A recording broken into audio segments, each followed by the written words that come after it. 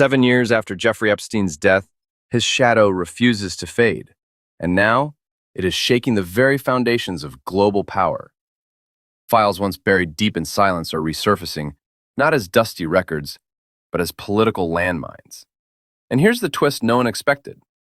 The leader standing closest to losing power isn't the man whose name appears in the files, but the man who doesn't.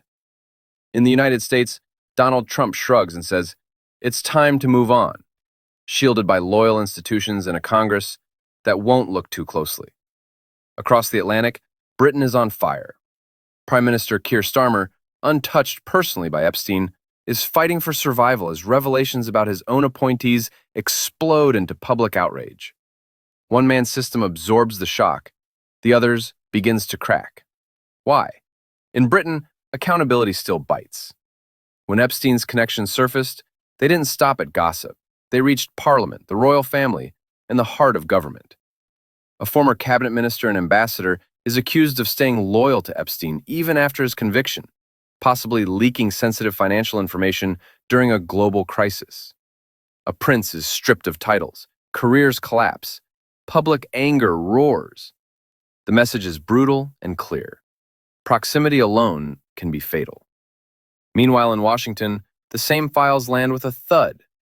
No prosecutions, no congressional reckoning.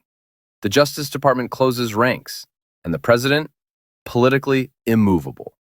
Not because questions don't exist, but because power decides which questions matter. This is not just an Epstein story. It's a story about systems. In Britain, a prime minister can be devoured by his own party within months. In America, a president can survive scandal after scandal by flooding the airwaves with noise until outrage loses focus. One leader faces lawmakers baying for blood every week. The other commands a party trained to look away. And so the same scandal produces two opposite outcomes: collapse on one shore, immunity on the other. The Epstein files didn't just expose powerful people. They exposed how power itself works. And the most dangerous question now isn't who was named, but who will ever be held to account.